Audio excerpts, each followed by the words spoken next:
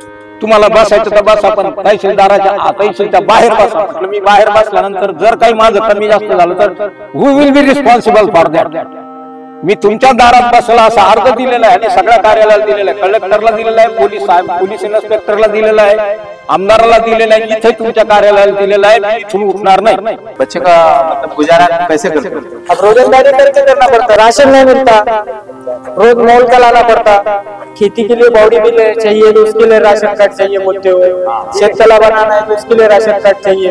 इसके अंदर कुछ अधिकारी बैठे ही नहीं.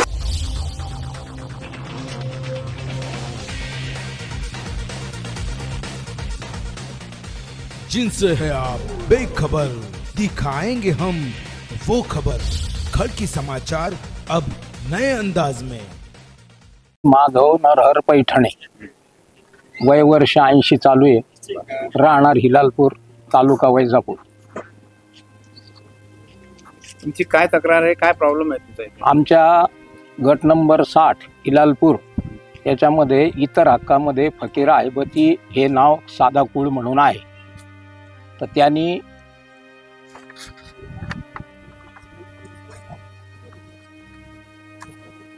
सात मार्च 1957 ताबा सोडलेला आहे. तेव्हापासून माझे वडील करत होते. त्यानंतर 74ला मी प्राध्यापकची नोकरी सोडून घरी आलो. तेव्हापासून मी स्वतःची शेती वहीत करतो. परंतु 7/12वर सगळे जुने कागदपत्र देऊन सुद्धा तहसीलदार साहेबांनी आतापर्यंत मला कुठल्याही प्रकारचा निर्णय दिलेला नाही. तर फकीर अहबतीचे नातू आहे, त्यांच्या जन्माच्या अगोदरपासून मी ती शेती करतोय. त्यांना कल्पना नाही, यांनी त्यांना नोटिसा पाठवल्या, कारण ते माझ्यावर उद्या ऑब्जेक्शन घेतील म्हणे की तुम्ही यांचं 7/12वरचं नाव आमच्या आजोबाचं का कमी केलं.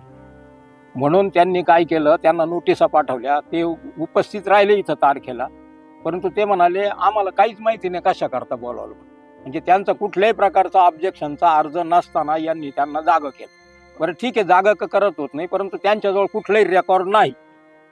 पूर्ण 7/12वर आमचेच पेरे वगैरे सगळे आहे. पुन्हा त्याच्यानंतर 7 मार्च 1957ला त्यांनी जो ताबा सोडला त्याची इथं रेकॉर्ड रूममधून त्याची नक्कल त्यांना दिली. तर ते काय म्हणतात, ही नक्कल आमच्याच कार्यालयाची का, कोणी दिली? म्हणजे त्यांच्या कार्यालयावर सुद्धा त्यांचा विश्वास नाही असं समजायचं. म्हणून मी 15 ऑगस्टला माझं आत्मदहनाचा इथं कार्यक्रम केला होता. पण त्यांनी मला विनंती केली 4 दिवसात तुमचा देतो म्हणे निकाल. कोणी केली तुम्हाला? नाव सांगा. तहसीलदार साहेब. कोणते साहेब? नाव सावंत साहेब. बरं, त्यांनी तुम्हाला सांगितले की बा आता तुम्ही आम्ही 2-4 दिवसात सगळं नाही करतो. इथं पेटारे साहेब म्हणून अव्वल कारकून ते आणि तहसीलदार साहेब सावंत यांनी मला सांगितलं की तुम्ही मागे घ्या आत्मदहन, 4-5 दिवसात तुमचा निकाल लावतो. आता 3.5 महिने होऊन गेले. त्याच्यानंतर मी आमरण उपोषणाला बसलो होतो. किती तारखेला ते पण सांगतो तुम्हाला.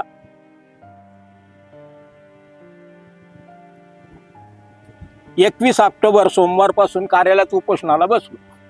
तर आल्यानंतर त्यांचा कोणीतरी एक होता, कुठल्याही प्रकारची पोस्ट नसताना त्यांनी मला येऊन धमकी दिली. आणि त्यांचा जो अंगरक्षक होता तहसीलदाराचा, त्यांनी माझं पोस्टर हस्तगत करून घेतलं. काय धमकी काय दिली तुम्हाला? धमकी दिली की मी तुम्हाला गुन्हा दाखल करतो. म्हटलं मी 8-10 दिवसापूर्वी ही आचारसंहिता लागू होण्यापूर्वी अर्ज दिलेला आहे की मी 21 तारखेला तुमच्या कार्यालयाच्या तिथं उपोषणाला बसणार आहे, आमरण उपोषणाला. तर ते म्हणे आचारसंहिता लागू आहे, तुम्हाला बसायचं तर बसा, पण तहसीलच्या बाहेर बसा. म्हटलं मी बाहेर बसल्यानंतर जर काही माझं कमी जास्त झालं तर who will be responsible for that. मी तुमच्या दारात बसला असा अर्ज दिलेला आहे आणि सगळ्या कार्यालयाला दिलेला आहे, कलेक्टरला दिलेला आहे, पोलीस इन्स्पेक्टरला दिलेला आहे, आमदाराला दिलेला आहे, इथे तुमच्या कार्यालयाला दिलेला आहे. मी इथून उठणार नाही. मग त्यांनी मला मंडल अधिकारी आले, तलाठी आले, मंडल अधिकाऱ्याच्या 2 महिला आल्या. त्यांनी मला विनंती केली की तुम्ही मागे घ्या, आचारसंहिता चालू आहे, तुमचं 2-4 दिवसात करतो, आता निवडणूक होऊ द्या, अमकं होऊ द्या. पण अजूनही मला काही निकाल नाही. हे माझ्याकडून सगळे कागदपत्र मी जेवढे पाहिजे तेवढे पूर्ण त्यांना दिलेले आहे. तरी सुद्धा सावंत साहेबांना मी आज भेटायला आलो तर ते काही आज नाही अजून. तर त्यांना मी अजून लास्ट मी इन्फॉर्मेशन दिलेलं आहे की माझं 2 तारखेच्या आज जर झालं हे कार्यक्रम 7/12वरचं नाव कमी तर ठीक आहे, नाही तर मी पुन्हा 4 तारीख आहे आता येणारी 4 डिसेंबरला मी आमरण उपोषणाला बसणार. आता गांधींच्या देशात आमरण उपोषणाला बसणं हा गुन्हा आहे का? कोणी यावं धमकी द्यावं आणि कागदपत्र उचलून न्यावे आणि मला धमकी देऊन उठवायला लावायचं, हे काय प्रकरण आहे? कायद्यानुसार तुम्हाला काय करायचं? मी गुन्हेगार असेल तर मला अटक करा. तुम्हाला एक जण कोणीतरी म्हणाला त्रिभुवन का काय आहे, त्याच्या कुठल्याही प्रकारची पोस्ट नाहीये, कुठंतरी चमचा इकडे तिकडे हिंडतो आणि त्यांनी मला धमकी दिली की मी तुम्हाला गुन्हा दाखल करतो. म्हटलं मी काय गुन्हा केला सांग ना, जर केला असेल तर यू कॅन अरेस्ट मी. म्हटलं मी गुन्हेगार आहे का, काही चोर आहे का? मी अर्ज दिलेले. काका तुम्ही प्राध्यापक आहात, शिक्षक आहात, तुम्ही चांगल्या पोस्टवर राहिलेला आहात, सुशिक्षित आहात. कलेक्टर साहेबाला तुम्ही काही पत्र दिलं का? दिलेले. काय म्हणले कलेक्टर साहेब? काय ते म्हणले? नाही पर्सनल नाही, कार्यालयामध्ये दिल्यानंतर प्रत्यक्ष भेटलो तर ते म्हणे माझ्या अधिकारात नाही. जराड साहेब म्हणाले याचा संपूर्ण अधिकार आणि जे काही आहे पुढच्या प्रक्रिया त्या सगळ्या तहसीलदार साहेबांच्या हातात आहे, त्याच्यात तुम्ही काही हस्तक्षेप करू शकत नाही. आता सावंत साहेबाला काय मागणी आहे? सावंत साहेबाला ही मागणी याच्यातच केलेली की 7/12 आमचं इतर हक्कामध्ये असणारं फकीर हायबती हे नाव कमी करण्यात यावं, एवढीच यांना विनंती आम्ही किती वर्षापासून करतो. सप्टेंबर 22 पासून मी तिकडं तहसील कार्यालय होतं तेव्हापासून मी चक्रा मारतोय. 2-3 दिवस झाली चक्रा मारतो. बरं मला भेटूच देत नाही.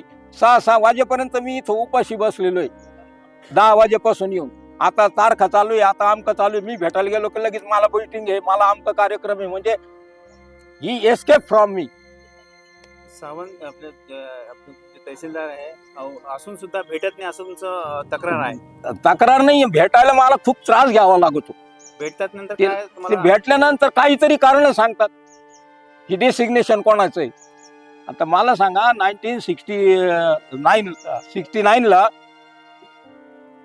7/12 उतार केलेला नाहीये, अंमल झालेला नाहीये, परंतु फेरफार रजिस्टरवर नाव कमी करण्यात आले असं दिलेलं आहे. 67-68 टेनन्सी ऍक्ट आहे, त्याच्यानुसार मी त्याच्या प्रती दिलेल्या आहे त्यांना आणि त्याच्यात लिहिलेलं आहे की कुळाचे नाव कमी करण्यात यावे आणि तहसीलदाराची सही आहे. तर ते म्हणतात की कोणाची डिसिग्नेशन आहे. आता मला सांगा त्यावेळेला कोण होतं?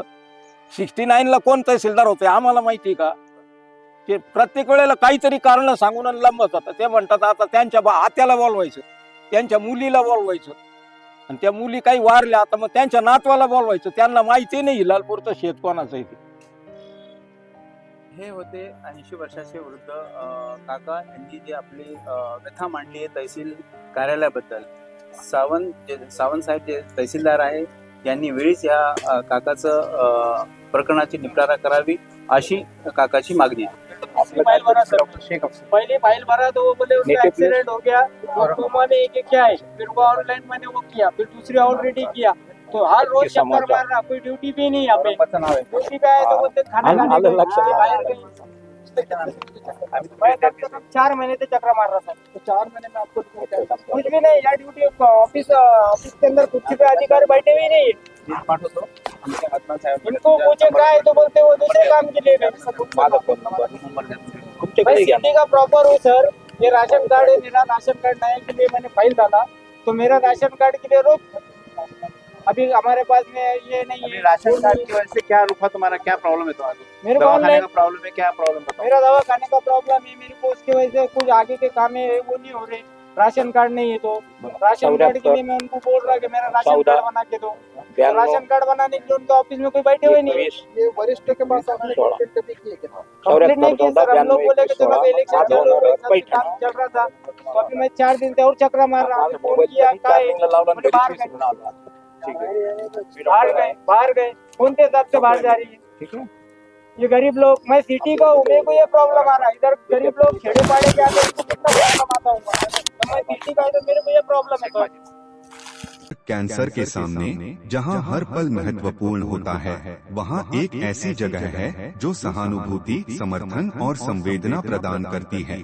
आपका स्वागत है उम्मीद पैलिएटिव कैंसर केयर सेंटर में, जहां हम सहानुभूति और विशेषज्ञता के साथ देखभाल को नया रूप देते हैं. यहां हमारी समर्पित चिकित्सा पेशेवरों, योगदानकर्ताओं और देखभालकर्ताओं की टीम अपने रोगियों के जीवन की गुणवत्ता को बढ़ाने के लिए दिन रात मेहनत करती है. यह सिर्फ रोग का इलाज करने के बारे में नहीं है, यह समझने के बारे में है कि सफर क्या है. हम संकट समाधान देते हैं और समय को बेहतर बनाते हैं। दर्द प्रबंधन से लेकर भावनात्मक समर्थन तक हम अपनी सेवाएं प्रत्येक व्यक्ति और उनके परिवार की विशेष आवश्यकताओं के अनुसार व्यवस्थित करते हैं। हमारे संपूर्ण देखभाल दृष्टिकोण में चिकित्सा देखभाल को कला और संगीत जैसी थेरेपियों के साथ जोड़कर एक समर्थनमय वातावरण प्रदान करता है, जहां उपचार की प्रक्रिया फलने की संभावना होती है। पेशेंट केयर गिवर हमें उम्मीद पैलिएटिव कैंसर केयर सेंटर में इलाज ही नहीं, एक समुदाय मिला जो हमारी समझता है और परवाह करता है। हमारी स्थानीय उपलब्धियों में स्थान हमारी स्थिति को शांति और समृद्धि देने वाली एक संबल परिसर है। हर पल को महत्व देने के हमारे मिशन में शामिल हों। साथ में हम कैंसर से जूझ रहे लोगों को आशा, गरिमा और समर्थन प्रदान कर सकते हैं। साथ में हम बदलाव ला सकते हैं।